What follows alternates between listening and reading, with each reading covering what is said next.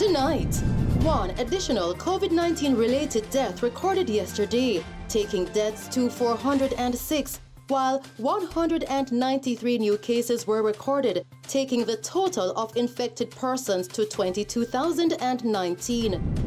The island-wide nightly curfew implemented to limit the spread of COVID-19 extended until March 1. Still tonight, Minister of Education, Youth and Information Favour Williams advises schools to focus on students preparing for exit exams in grades 6, 11, 12 and 13. As we analyze the data and as we go along, we cannot ignore the caution lights that we are seeing from this data. There has to be an adjustment in the go forward with our schools. And detectives assigned to the Clarendon Division are probing the circumstances surrounding the double murder of 2 men in the parish yesterday. Condolences to the family members and friends of the victims. It's a tough time. We are already dealing with COVID-19 and we have to be dealing with the greater pandemic of crime and violence at the same time. So far, everyone is tight-lipped about what really took place. We are just putting the pieces together now.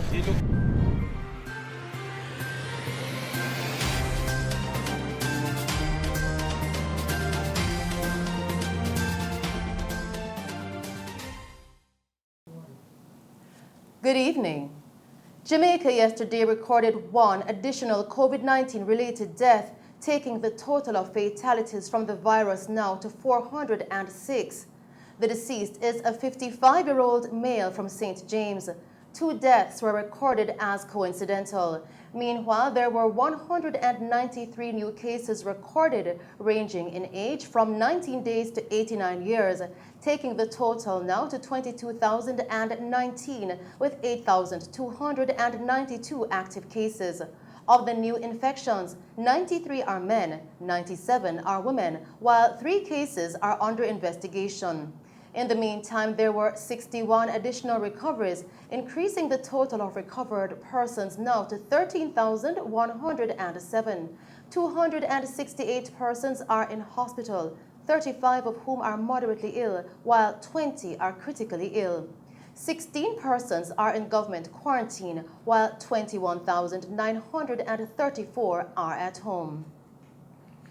Meanwhile, Prime Minister Andrew Holness says the island-wide nightly curfew that the government has implemented as one of the measures to limit the spread of COVID-19 will be extended until March 1.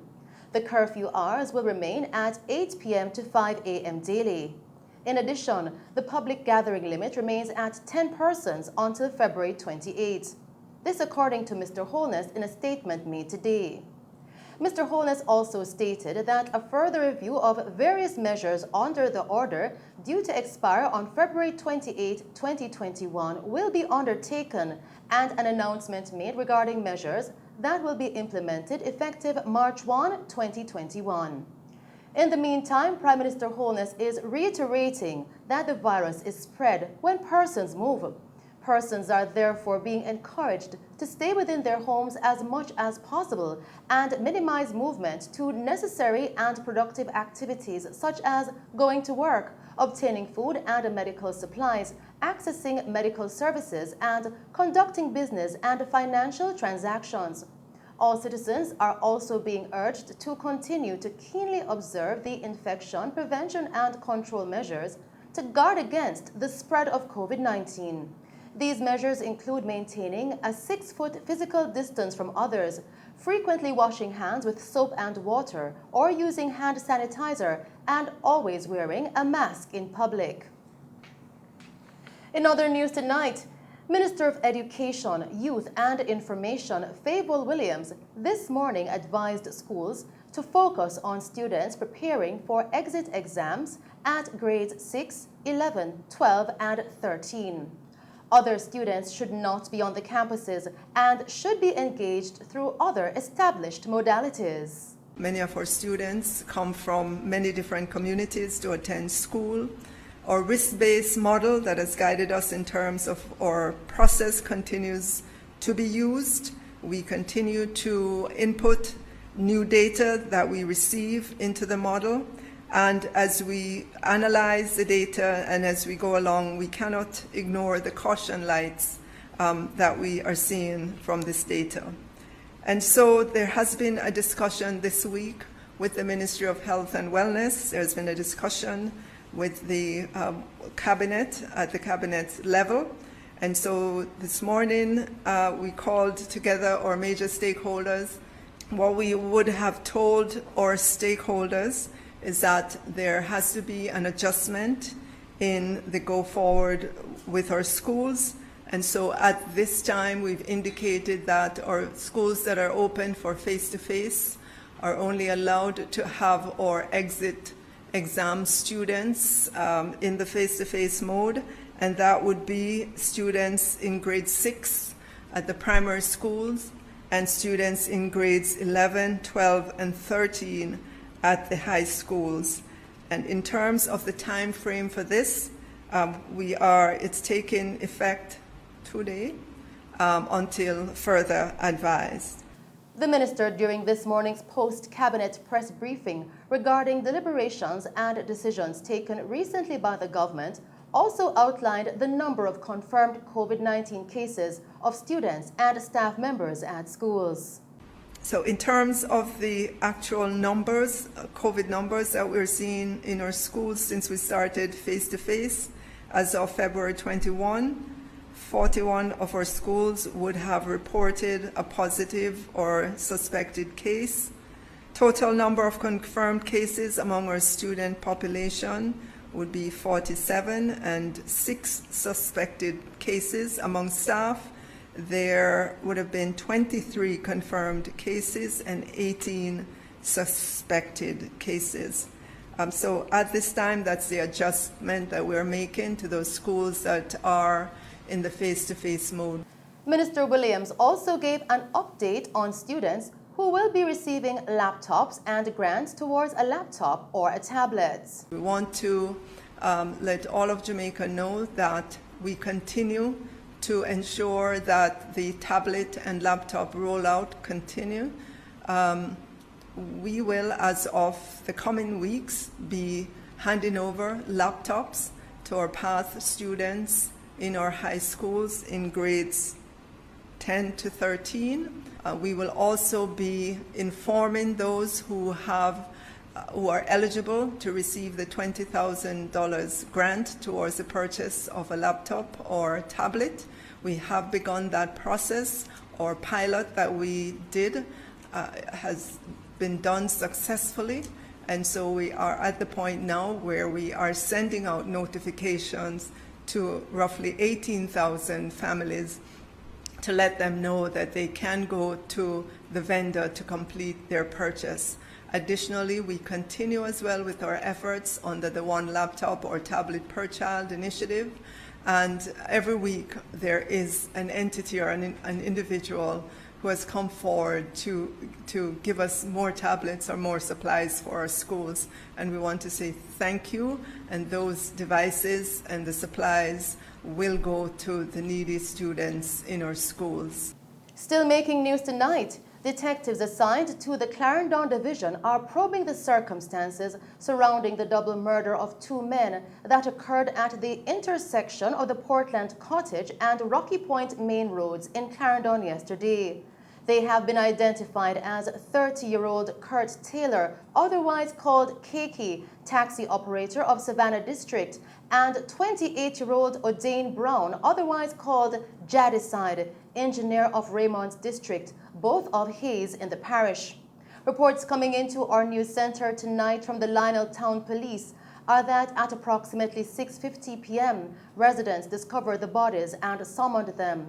Upon their arrival, the 2 men were seen in a Toyota Probox motor vehicle with multiple gunshot wounds. They were taken to the hospital where the deaths were confirmed. Both men were shot in the region of their heads.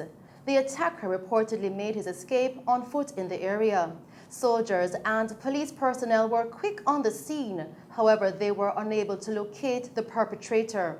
Now, head of operations for Clarendon, Superintendent Chris Phillips was on the scene yesterday evening. He said no motive has been established for the killing of the two men, whom it is understood were best friends. Comments our investigation.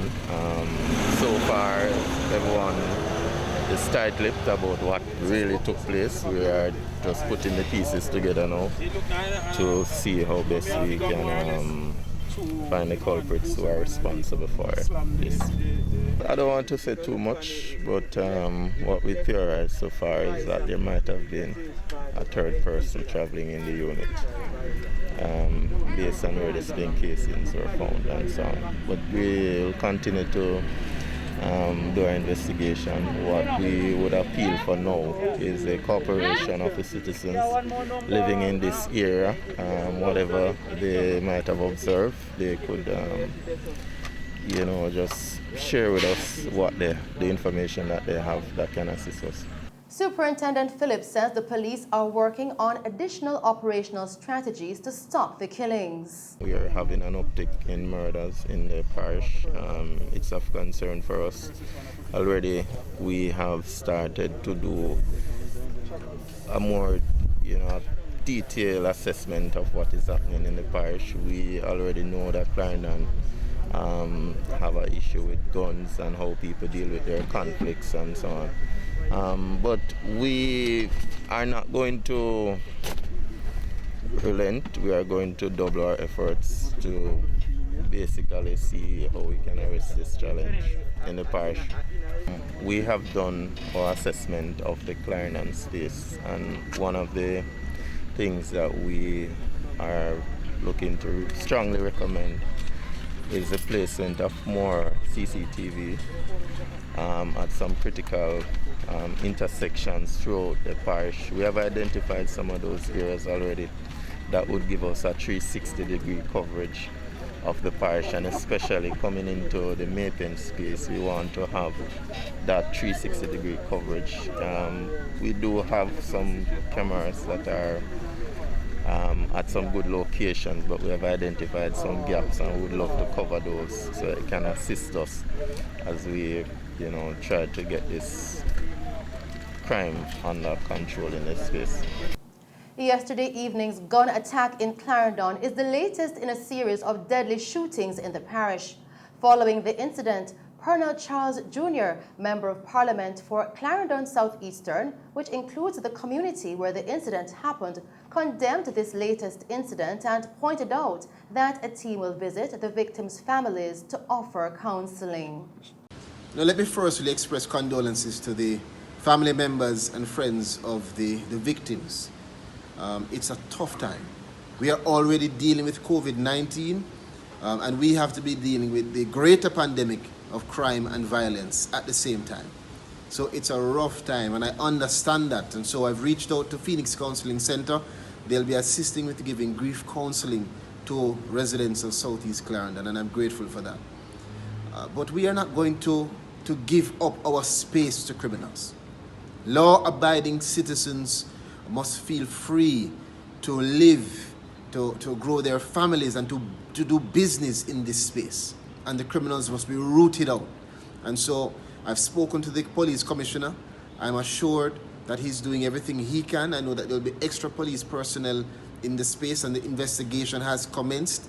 I'm asking for the community members to give their support to the police investigation, and I am fully aware that there are persons who have information but are scared to give information. Find somebody in authority, a pastor, a teacher, me, your MP, somebody, your councillor. Find someone and get that information routed to the police. It may save your own life. Mr. Charles Jr. also outlined that the root cause of these criminal activities has to be attended to in order to stop crime. We have to work together to protect the space. What's important, though, is that we acknowledge that the murders, the shootings, are the result, the consequence of deficiencies. It is the root causes that we have to attend to if we're going to stop this criminal activity and have a sustainable development in that space. And so, as MP, we have 200 youngsters across Southeast Clarendon now doing training with the National Youth Service Program. We have just finished some training with heart, electrical installation. We did commercial food preparation. We did some other training up at Longville Park as it relates to working with heart and getting our youngsters prepared for the working space. We've trained farmers, and we're going to continue to ramp up training while we also focus on building up the values and the attitudes and the morals and principles in the youngsters in our community. So we've done our Black History competition. We're going to be doing our blood drive tomorrow to make sure that people know that they're to support and give in order to protect themselves and the community. And we will continue to have engagements that focus on building up constructive citizens. The goal is for us to have a Jamaica where you can live and feel free in a space that is crime-free. For us to get that, it's a lot of work that we will have to do. The work has started, the work will continue. We will not be deterred. I know it's a tough time, but if we work together, we can get through this tough time and we will achieve in really creating the Jamaica that reflects the love and the values that we all want as Jamaicans. In news from St. Catherine, the Portmore police have commenced an investigation into the circumstances that led to 5 persons being shot, one fatally, during an incident along the Hellshire Main Road in Portmore last evening. Now, reports coming into our news center are that the persons were along a section of the roadway when men armed with high-powered weapons drove to the area and opened fire. The men then sped off in a waiting motor vehicle. Following an investigation, it was discovered that the 5 persons received gunshot wounds. They were transported to the hospital, where one male reportedly died, and the 4 other persons were treated and admitted in serious condition. In news from the capital now, the Kingston Eastern Police seized an M16 rifle, a magazine, 148 rounds of 5.56 cartridges, and 4 9mm magazines during an intelligence-driven operation that took place on Oliver Road in the Rockford area. The weapon was found on the roof of a church in the area today. We'll bring you more on this story in subsequent newscasts. In news from Westmoreland, detectives in Savannah-Lamar charged a woman with assault occasioning bodily harm after she was seen in a viral video circulating on social media assaulting a man in the parish. The incident took place on February 7. The woman has since been identified as 40-year-old Shernette Beckford, a vendor of Pullet Lane, Petersfield in the parish. Beckford was seen on the video using a machete to inflict blows to the man. A report was made to the police on February 13 and an investigation was launched. She was subsequently arrested and charged yesterday. Beckford is scheduled to appear in the Westmoreland Parish Court on March 16. Still tonight, detectives attached to the St. James Lottery Scamming Task Force arrested and charged a man for possession of identity information with intent and possession of an access device following an operation in Coral Gardens in the parish yesterday. The man has been identified as 22-year-old Lance Brown of Olindare Crescent, Montego West Village. Reports coming into our news center tonight are that between the hours of 10:30 a.m. and 2:30 p.m., a team of officers carried out a raid at Brown's house, where an on-site analysis was done on his 2 cellular phones. Credit and debit card information for numerous persons, scamming conversations, as well as other personal information were found. He was subsequently arrested and charged. Brown's court date is being finalized. And those are some of the stories making news. We will return with more stories as the Bank of Jamaica, BOJ, has announced the resumption of limited teller services to the public between 9 a.m. and 1 p.m. at its Nethersole Place office in downtown Kingston. And the Jamaica Public Service Company says it will be expanding its digital service channels and as a result will begin the phased closing of 7 of its customer service offices as of March 8.